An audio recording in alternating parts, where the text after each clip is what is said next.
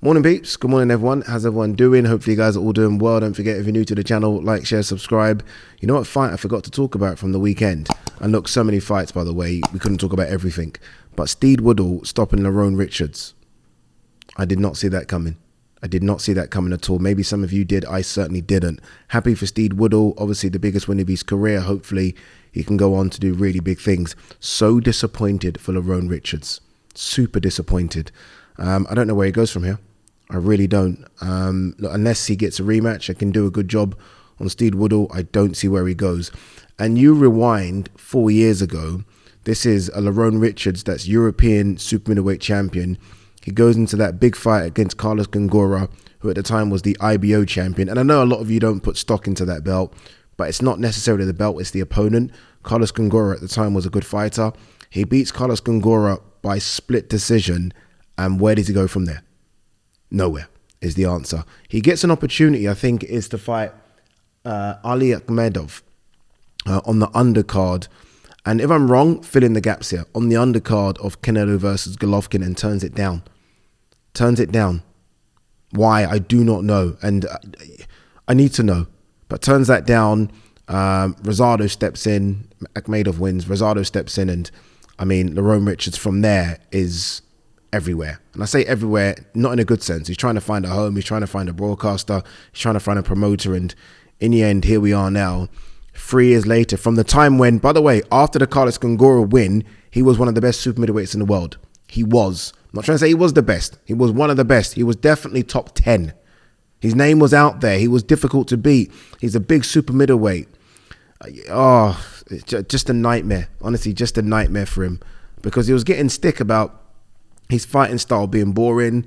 I mean, his personality at the ring being a bit boring. And I'm like, let's give this guy props just for getting the W's. And now he's been stopped. I don't know, man. It's crazy how boxing works, right? I mean, once you're up there and then you're there. And right now, again, I don't know where he is right now. Errol Spence backs Terence Crawford to beat Canelo. He's chasing greatness. A lot of people are talking about this. I think, who else said this? I think Bivol might have said this as well. Obviously, Bivol's a massive fan of Crawford. I think he said this.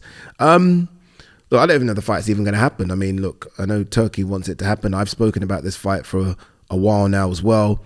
Let's see what Crawford does against Madrimov. I do not think that's a gimme. I really don't. I think that's a tough fight for Terence Crawford. A very tough fight. So let's see how he looks at 154. It looks like Canelo, apologies, it looks like Canelo will be fighting Berlanga. And then, so really and truly, we're talking about this fight happening in nearly a year's time. So much can happen between now and then, so we'll see. All right, let's talk about Liam Paro. Let's give Liam Paro some love. I know it's a bit late, but better late than never. Liam Paro going to Puerto Rico and beating Subriel Matias, and beating him quite convincingly as well. Outboxed him, and even when Matias did throw, Paro threw with him. He knew when to tuck up. It was an incredible performance, and I mean, I titled it The Upsetter because this is the big upset.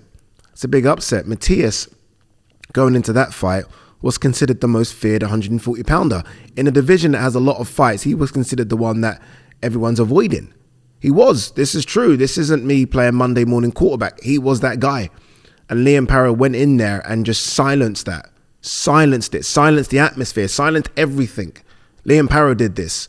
And he's got previous. I mean, look, Montana Love isn't no Subriel Matias, but he did the same thing to Montana Love. Went in there and silenced him as well. Silenced the crowd. This guy is obviously a very good fighter. This isn't just a fluke now. This isn't just a one-off. This guy is a very good fighter. Australia right now are producing some fantastically talented boxers. Jaya Pataya, Tim Tszyu. Let's not sleep on Kambosos shit either. So, mate, I don't know what's going on in the waters in Australia, but whatever's going on is good, because that's a very, very good win. One thing Matias did which really grinded my gears, you're fighting Paro and you're doing video calls with Regis Prograis calling him a chicken. I'm sorry, you're fighting Paro, concentrate on fucking Paro. Like, his team and everyone just got that wrong. I hated it. And then he's doing this thing where he's doing where he's ranking fighters 1 to 10, and he's like talking about certain fighters and they're chicken and they're this and they're this. And I'm like, you got a fight coming up. I hate when fighters look beyond and past what's right in front of them. I hate when they do it. How are you having a video phone call with Regis Prograis when you've got unbeaten Liam Paro right in front of you? The disrespect, honestly, and I'm not going to say he deserved to lose, but I just don't like that. I don't like that kind of stuff. And look, this is a big blow for Eddie Hearn. And I know Eddie's got, obviously, his own hands on Liam Paro, so that's fine. And he'll do a big fight in Australia, and there'll be some big fights. He's got a name now in the States, so there'll be some big fights in the States, some big fights in the UK as well. There's a couple of really good 140-pounders, Jack Catterall, Dalton Smith, Josh Taylor's still around. But Eddie will be disappointed just because that Puerto Rican market, not just in Puerto Rico, but more so in America's huge. I mean, you look at what the Puerto Rican fighters have done over the years in America and filling out MSG, Tito Trinidad, Miguel Cotto. You know what I mean? To get a Puerto Rican that the Puerto Rican fans will get behind in America is huge. And I think he thought Matias was that, and he still could be that. But Eddie will take this as a big blow. It's a big blow. It is. It's a big blow, especially after, even in the 5 versus 5, and these weren't going to be superstars, but Raymond Ford losing, Amo Williams losing. I mean, these are your guys, and Subriel Matias losing is a big blow as well. So, yeah, look, it's a big blow, but all the plaudits have to go to Liam Paro on a magnificent win. 140-pound division is well and truly wide open. It really is. I know he thinks he's the captain of it. I don't know if he is. I mean, right now, considering that what have you done for me lately thing, I think Teofimo Lopez will be number 1. I think Paro probably number 2. I have no idea where you put Ryan and Devon. I have no idea, because Devon lost, but Ryan cheated. That's the asterisk, right? Cheated, not just with the performance-enhancing drugs, cheated with the weight. And then you got Jack Catterall coming off a really good win against Josh Taylor. So it's kind of wide open. It really is. So yeah, intrigued to see how this all plays out. What I will say though is that there are a number of people that I think, look, Liam Paro doesn't have that. I feel like I've given him plaudits. Now I'm going to be a bit disrespectful. I don't think there's this fear factor to fight him.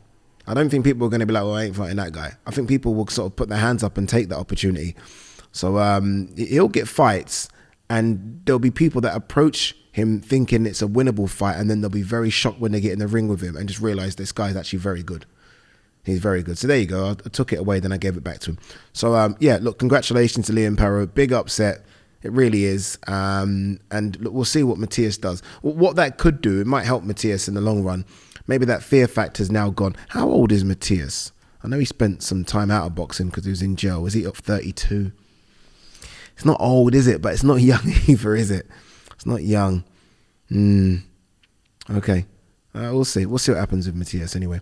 All right. What else is there? Let's have a quick look. David Benavidez chooses to remain mandatory for Canelo Alvarez. Ain't getting that fight, brother. You ain't getting that fight. He should get that fight. He ain't getting that fight. Tyler Denny, wary. Felix Cash can turn back the clock. He can turn back the clock. He's not 40. I still think he's really good. He's had a hard couple of years. He's now with a new trainer, Adam Booth. We'll see what Adam can do with him. Adam's fighters are all, they kind of fight the same way, don't they? They do. Like, it's all about sort of their movement and their ability to almost avoid punches. Felix Cash is a great boxer. If he can add a bit of the Adam Booth style onto his game, I like what I see. I do. I think it's a good fight. Obviously, your boy goes up there and covers that one on Saturday. Looking forward to it. Tyson Fury falls below Anthony Joshua in rankings following loss to Alexander Usyk. Whatever. Fury shouldn't be below AJ, should he? No, you can't be below AJ with that performance against Usyk. It was a good fight, man. It was a good fight. For me, it still is Usyk 1, Fury 2. It is. I don't know who 3 is. I don't. You know, it's funny because I spoke to El Animal, Filip Hrgovic, and I said, rank your fighters, like top 5, with removing you. I said top 5. And he said, Fury, Usyk. This is before the Fury Usyk fight. Fury, Usyk, Parker. I got a lot of stick for Sam Parker. There you go, fighter Sam Parker. He said AJ, and then he said Caballero. Yeah, that's what he said. All right, what else have we got here? Anything else before we wrap? All right, no, I think that's it. We are done. That was short and sharp. All right, guys, girls, we are done. Okay, one sec. Before we go, are you still there? Are you still there? Tank Davis, Vasily Lomachenko talks could begin this week, says Bob Arum. This is it. Let's see it. Let's see it. Again, it really upsets me that this is not Tank. Sorry, this is like, even if this was Tank now, like if we can have some sort of machine, this is Tank now. If you could just give me Loma of 5 years ago versus Tank now. So Loma at 32. But Loma, I still think you could beat Tank, but ain't going to be easy, boy. Ain't going to be easy at all. Let's hope it happens. Let's see. All right.